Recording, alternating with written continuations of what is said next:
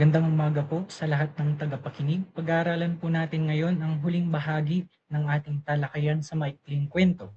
Huling bahagi na po ito dahil ito na po yung natitirang sangkap ng maikling kwento na kung saan isa na lang pong pangunahing sangkap at may ilan po na mga maaaring idagdag para gumanda po ang isang maikling kwento.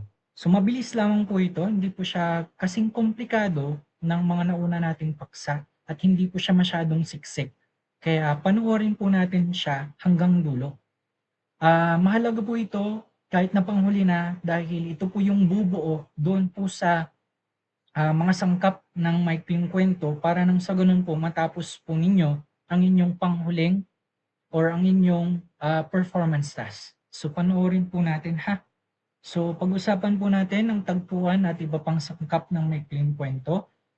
Umpisa po ay ang tagpuan at atmosfera or modo. Setting and atmosphere or yung mood ng maikling kwento. Inilalagay po ito ng author po natin para mabigyan po ng um, mas magandang pagpapaliwanag kung bakit nangyari yung maikling kwento. Ano yung kaugnayan ng tagpuan at atmosfera dun sa gustong um, iparamdam, gustong ipakita po sa atin ng author. So, bigyan po natin ng kahulugan. Ito ay tumutukoy sa lugar, tagpuan po yan ha. Again, pagtagpuan, lugar. At panahon, yan po yung atmosfera or yan po yung mood na kinapapalooban ng kwento. Pag lugar po, tandaan, pisikal. Tagpuan, lugar, pisikal. Pag atmosfera or mood, yan po ay panahon, yan po ay nararamdaman. Yan po yung pagkakaiba ng dalawa. Tagpuan, lugar, pisikal. Atmosfera, mood, ito po ay panahon, ito po ay nararamdaman. Halimbawa na lamang po para mas maintindihan po natin ng mas maigi ang pagkakaiba ng dalawa, ginamit ko po ang halimbawa na alamat ng Sapang Bato ni Fanny A. Garcia. Si Fanny A. Garcia ay isang tanyag na manunulat ng maikling kwento sa Pilipinas. So ano nga po ba yung tagpuan at atmosfera ng kanyang maikling kwento? Ang tagpuan po ay dalawa. Probinsyang lugar ng mga magsasaka ng pamilya ni Victoria noong siya ay dalaga pa. Again, siya pa ay dalaga. Ngayon, tumanda na siya, nag-iba po yung lugar ulit o yung tagpuan. Ngayon ay sa ampunan ng matatanda noong matanda na si Victoria.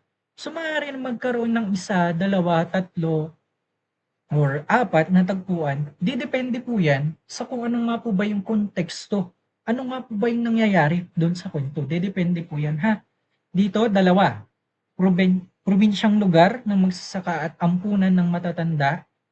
So, dalawa po yung tagpuan natin. Maaari na sa bahagi ng kwento sa introduction ay ipinaliwanag or kung nandyan na po yung mismong bahagi na yan ay ipinaliwanag, inilarawan yung mismong lugar. Dahil sabi nga po natin kanina, pagtagpuan yan po ay lugar, yan po ay pisikal na nakikita. Ngayon, pag-usapan po natin yung atmosfera ng alamat ng Sapang Bato. Isa lang po dyan, batas militar, dalawa pala, batas militar at ng kilusang laban sa diktadura. Yan po yung mararamdaman mo. Diba? Maaari na yung tagpuan po natin ay nangyayari sa batas militar pero mararamdaman mo, hindi mo naman siya totally na, may mga ganito. So ano ibig sabihin pala nun? Dahil may mga sundalo, may ganyan, maaari na napadaan lang sila.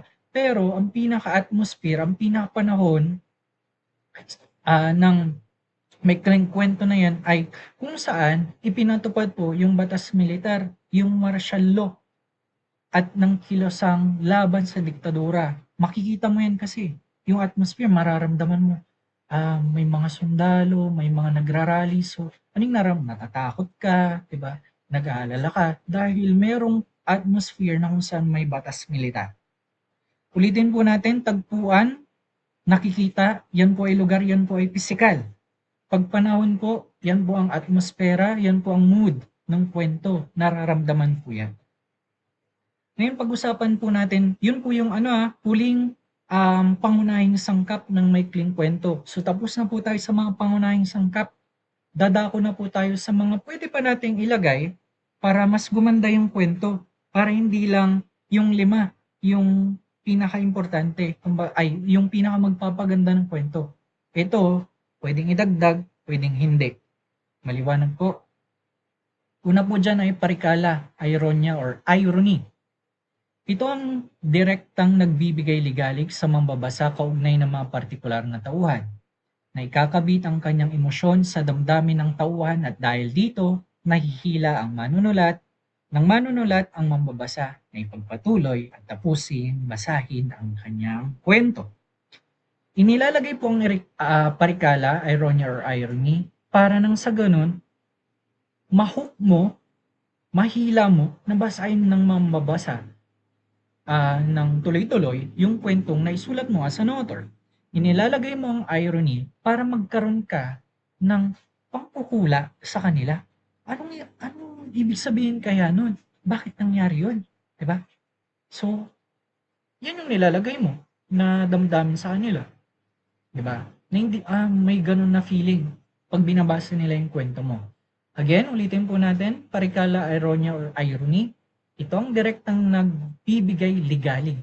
Kumbaga, kaba, yung pagtataka, direktang inilalagay po yan or direktang ibinibigay po yan ng otro sa'yo by the use of parikala or irony. May 3 uri po ang parikala, ironya, or irony. Ironyang verbal, dramatiko, at situasyonal. Magkakaiba po yan, depende po sa mga description na nakapailalim po dyan. Ulitin po natin yung 3. Ironyang verbal, ironyang dramatiko, ironyang situasyonal. 3 po yan. 3 lamang. Verbal, dramatiko, at situasyonal. Una po dyan ay ironyang verbal. Tandaan po natin, tumbalik or opposite sa mismong tunay na ibig sabihin nung nagsasalita. Walang alam yung pangunahing tauhan doon sa sinabi ng kausap niya. Wala siyang malay. Diba? Kumbaga ito yung sinabi, pero may hidden agenda. Hindi alam ng kausap na biktima siya ng pagkutsa, pagsisinungaling, panlalansi ng nagsasalita. Pero, tandaan po natin, alam yan ng reader. Ikaw as a reader, alam mo na hindi totoo yung sinabi nung nagsasalita doon sa kanyang kausap. So may malay ka, pero walang malay yung kausap nung nagsasalita na yun pala yung ibig sabihin. Recap po natin, ironyang verbal, tumbalik, or opposite sa tunay na ibig sabihin, walang malay yung kausap ng nagsasalita. Pero ikaw as a reader, alam mo yung meaning. Next po tayo, ironyang dramatiko, ibang-iba po yan ha. Sa tingin ng tauhan ay alam niya ang totoo. Sa kanyang palagay, or ang alam niya yung totoo. Pero ikaw as a reader, mas maraming alam ka sa tauhan, ano yung alam ng mambabasa. So yun po yung pagkakaiba ha. Si verbal, hindi alam na yun pala yung tunay na ibig sabihin. Si dramatiko, akala ng tauhan, alam niya yung totoo. Pero ikaw yung mas may alam. Maliwanag po? Interesado ang mambabasa na malaman kung ano ang magiging reaksyon ng tauhan kapag nalaman nito ang buong katotohanan. Next, ironyang sitwasyonal. Kaibang-kaiba po ito doon sa naunang dalawa. Bakit? Kasi siya po yung pinakamadalas na ginagamit sa literature or panitikan. Bakit kaya? Bakit siya pinakamadalas na gamitin? Dahil maganda siya. Paano siya naging maganda? Sa English, maaring associated po siya sa tinatawag po natin na plot twist. Si ironyang sitwasyonal, iba ang nangyari. Ibig sabihin, iba yung nangyari, natapos na. Iba yung natapos na, kaysa doon sa ina-expect mo na mangyayari sana. Diba? Akala ko, magkakatuluyan sila hanggang dulo. Yun pala, hindi. Ganun yung gustong sabihin dito eh. Ikaw, nalagay na sa'yo eh. Parang yung impression na na-absorb mo, galing dun sa binabasa mo, yun ang expectation mo. Pero si author, napakagaling, napaka-creative. biglang iniba niya yung nangyari sa dulo. Ikaw, wala kang malay, di ba? Wala kang kamalay-malay na ganun pala yung magiging pangyari. Kaya siya yung pinakamadalas na ginagamit sa pantikan kasi hindi siya boring, di ba? Kasi pag boring, ito na yung mangyayari, alam mo na, kaya hindi mo na tinapos. Pero yun pala, ang ginamit, ironyang sitwasyonal, diba? Akala mo boring, pero bigla pala, yung expectation mo ay mali doon sa tunay na mangyayari. So, ganyan si ironyang sitwasyonal. Iba ang nangyari kaysa inaasahang mangyari. So, yun po yung tatlong klase ng ironya. Next po tayo, pagbabadya, pahiwatig, or foreshadowing. Ito ay paggamit ng mga salita, parirala, or paramdam. Ginagamit po yan mga descriptions, mga pagkukwento, to prepare us. Sino nag-prepare sa atin? Sino naghanda sa atin? Yung author. Ginamit niya yung mga salitang yun para ihanda tayo sa kung anong mangyayari sa kwento. Narinig na po natin yan for sure, yung word na foreshadowing. So, may mga pangyayari dyan na prepare tayo sa kung ano nga po ba yung mangyayari. Details po yan Nakala natin walang kwenta, walang kamuwang-muwang, pero prepare na pala tayo sa kung ano yung magaganap sa kwento. Pagbabadya, pahiwatig, foreshadowing, mga salita para ihanda tayo sa kung anong mangyayari sa kwento. Next, simbolo. Binibilisan ko po kasi 30 minutes lang po yung given sa free recorded version ng Canva. So, simbolo po tayo, bagay or aksyon ay hindi lamang literal na nakikita sa isang bagay or aksyon, may iba rin itong kinakatawan sa kwento. Halimbawa na lamang, pagsikat ng araw, ibig sabihin po niyan, bagong pag-asa. The entire kwento po natin, madilim. Introduction, ang dilim. Diba? Actions yan, horror yan. Pero, kung matatapos na, biglang lumiwanag. Diba? Hindi yan direct sinabi sa atin ng author na may bagong pag-asa na, tapos na yung problema. Nilalagay po yan sa atin po, alam na natin, ay maliwanag. Tapos na yung kwento.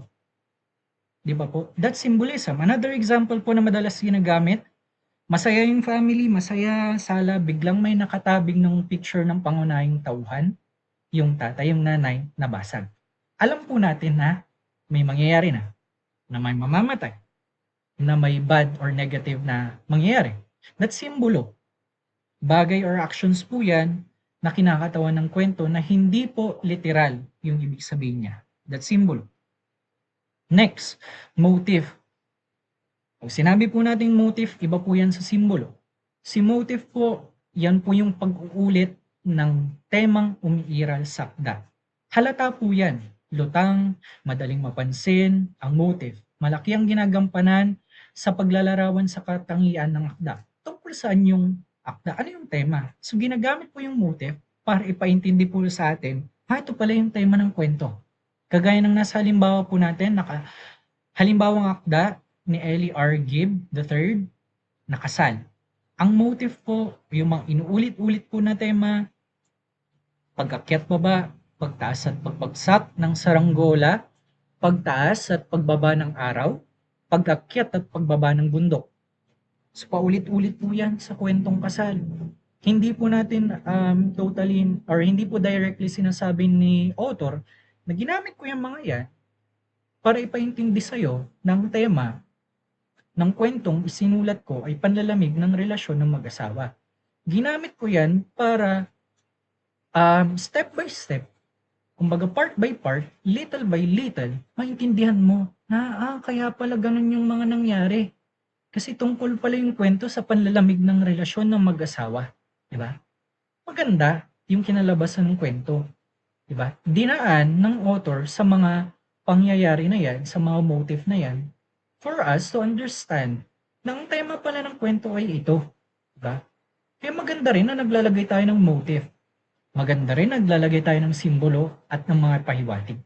Pinapaganda nila sa kung ano nga po ba yung maiintindihan natin at magiging expectation natin or magiging wakas ng kwento. And lastly, ang mga pinag-usapan po natin ay ito po, meron po tayong 5 na pag-usapan sa video ito. Mabilis na lamang po, sabi ko nga po 30 minutes lang po yung given para ma-download po natin yung video na pwede nyo rin pong gawin pag may recordings po kayo online. Kabuuan, Pinag-usapan po natin ang tagpuan at atmosfera. Pag tagpuan po, tandaan po natin lugar, pisikal. Pag atmosfera, panahon, nararamdaman. Parikala, ironya, irony. Meron po tayong tatlong uri dyan.